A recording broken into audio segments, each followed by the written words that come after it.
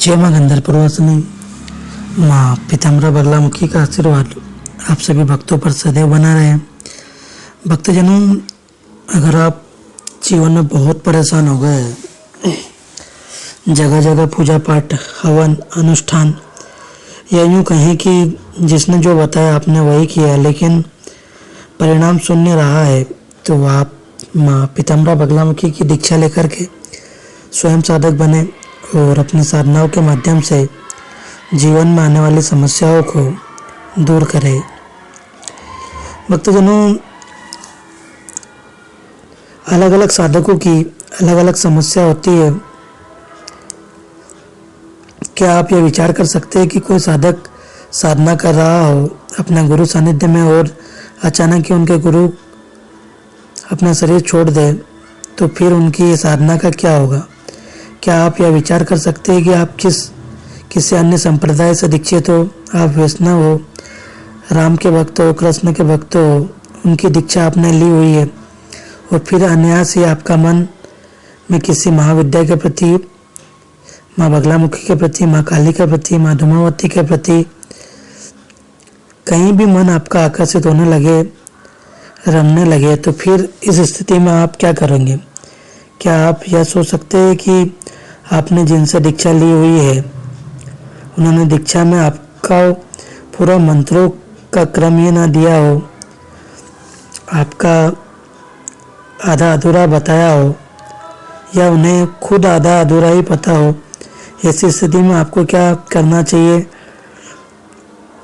आज के समय में ऑनलाइन दीक्षा लेने का एक फैशन सा हो गया है। सभी लोग यह सोच रहे हैं कि ऑनलाइन दीक्षा लेने से ही मुक्ति मिल जाएगी, तो सोफे पर बैठ कर के आराम से ऑनलाइन दीक्षा ले लेते हैं।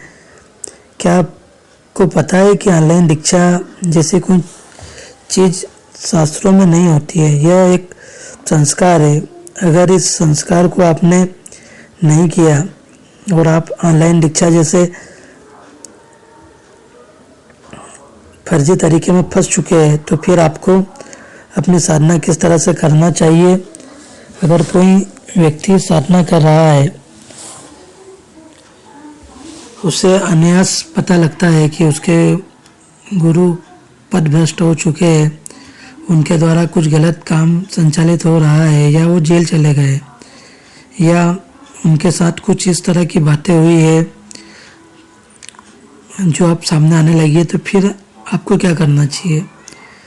गुरु के द्वारा अगर किसी का त्याग कर दिया जाए, उससे कह दिया जाए कि हम आपसे संबंध नहीं रखना चाहते, तो फिर ऐसी स्थिति में साधक को क्या करना चाहिए? गुरु के द्वारा ठुकरा देने पर क्या करना चाहिए? अथवा आपके गुरु है, वो आपको बहुत अच्छी तरीके से सब कुछ सिखा रहे हैं, लेकिन अनायास कहीं गायब हो जाते हैं, चले जाते हैं, या स्थान छोड़ करके उनका अता पता नहीं रहता है। आपने वर्षों उनसे संपर्क किया, लेकिन आपका संपर्क नहीं हो पाया। ऐसी स्थिति में आपकी साधना का क्या होगा? अथवा आपने दीक्षा ले रखी है ऐसे गुरु से जो बहुत बड़े मठाधीश से, बहुत नाम है, हजारों शिष्य है उनके पास, इतना समय नहीं होता है कि आपके लिए समय निकाल सके, आपको कुछ समझा सके, बता सके। बस एक बार मंत्र दे दिया, आपके बाद आपको मिलना भी दूर हो जाएगा। सुनने तो बहुत बड़ी बात है, आपको उनसे कोई उत्तर भी प्राप्त नहीं होगा। फिर आपके मन में जिज्ञासा होती है कि आपको किसी अन्य संप्रदाय की दीक्षा ले लेनी चाहिए। जैसे आप वैष्णव मार्ग से दीक्षित हो, माँ बगलामुखी की दीक्षा लेना चाहते हो, तो ऐसी स्थिति में पहले आपको ये विचार करना चाहिए कि आप यह सब करना क्यों चाहते हैं। अगर आपका समर्पण ही माँ बगलामुखी के चरणों में है, आपके प्रेम है माँ बगलामुखी के चरणों में, तभी आप आए जब वो निर्मल भाव से आप समर्पित हो सकते हैं। लेकिन अगर आप इस वजह से दे रहे हैं कि आप रामकृष्ण के भक्त थे, लेकिन आपके सिद्ध कार्य नहीं हो पा रहे, इसलिए आप माँ बगलामुखी के माध्यम से कार्य करना चाहते हैं तो ये गलत है हो जाएगा, क्योंकि भगवान राम, कृष्ण, हनुमान या जितने भी अन्य देवी देवता है उनके लिए आपके छोटे कार्यों को करना कोई बहुत बड़ी बात नहीं है। उनकी कृपा कटाक्ष से ही सिद्ध हो सकती है। आपके जीवन का ऐसा कोई कार्य नहीं है जो आप उनकी कृपा से पूर्ण न हो, लेकिन फिर भी नहीं हो रहा है तो उसके लिए उन्होंने आपके जीवन में कुछ और अच्छा सोच रखा है और कुछ अच्छा देने का विचार बना रखा है। उनकी कृपा से आपको कुछ और अच्छा प्राप्त होने वाला है, इसलिए आपको उन्हें इस वजह से तो नहीं छोड़ना चाहिए कि अगर आप उन्हें छोड़ करके माँ बगलामुखी की या अन्य देव देवताओं के शरण में जाते हैं तो फिर इसकी क्या गारंटी है कि वह कार्य आपको सिद्ध हो जाएगा। इस तरह से विचार करके ही आपको भक्ति भाव, समर्पण के निर्मल भाव के साथ में किसी भी संप्रदाय को बदलना चाहिए, क्योंकि मूल रूप से तो सभी एक ही है। जिनके गुरु जीवित नहीं है उन्हें इस बात पर विचार करना होगा कि उन्हें गुरु से जो कुछ भी प्राप्त हुआ है क्या वह उसमें संतुष्ट है। अगर वे उसमें संतुष्ट है तो फिर,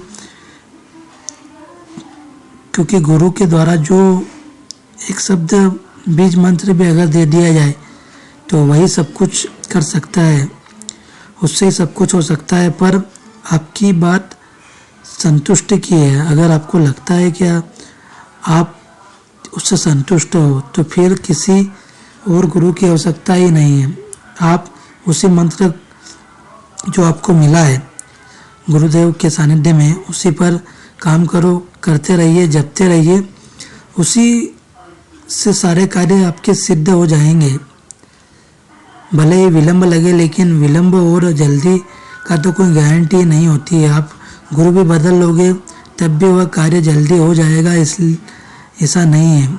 इसीलिए उस पर आप कार्य करते रहिए, आपके कार्य अवश्य सिद्ध होंगे, आपको अवश्य कृपा होगी, इसमें कोई संदेह नहीं है। लेकिन अगर आप संतुष्ट नहीं है तो फिर आपको नए तरीके से दीक्षा लेनी चाहिए। जब कोई साधक ऐसे भी होते हैं जो गुरु के पास पहुंच जाए, जिन्होंने उनको पूरा क्रम ही नहीं दिया, साधना का कोई क्रम ही नहीं बताया, सिखाया और नहीं सिखाना चाहते हैं। देखो, ये दोनों मामले अलग अलग तरीके से है।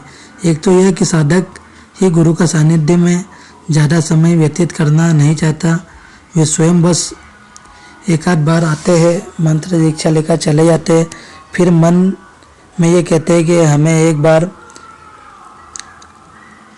सब कुछ नहीं सिखाया जाता।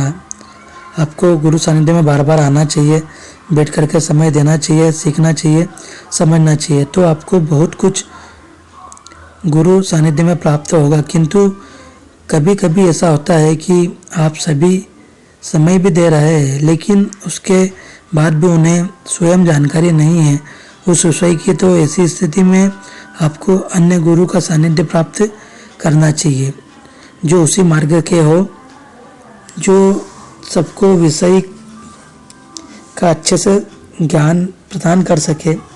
ऐसे गुरु के सानिध्य में आपको जाना चाहिए, क्योंकि तत्व के अगर विचार है से देखा जाए तो फिर गुरु तत्व तो एक ही है। तो इस तरह से आप उसी मार्ग के किसी दूसरे गुरु के सानिध्य में सीख सकते हैं।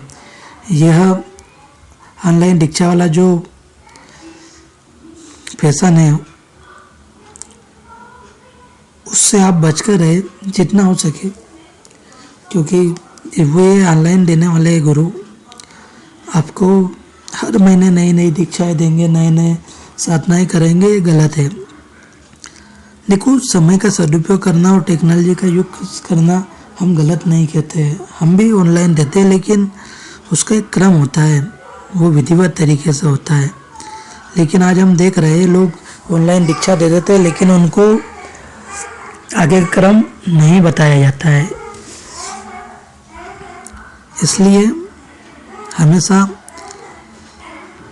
योग्य गुरु के सानिध्य में ही आपको आना चाहिए जो आपको क्रम अनुसार सभी साधनाओं को कराए, और ऐसे गुरु के सानिध्य में आपको रहना चाहिए जो आपको सब कुछ सिखाने के लिए तत्पर है।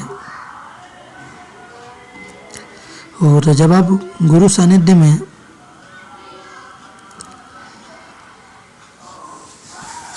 रहकर के साधना आराधना करते हो और आपके जीवन में किसी भी प्रकार की समस्या आती हो, जब आप माँ के कल्प विधान को करते हैं तो कैसा भी तांत्रिक अभिचर्म कर्म किया गया हो, आपके जीवन में कैसा भी कर्म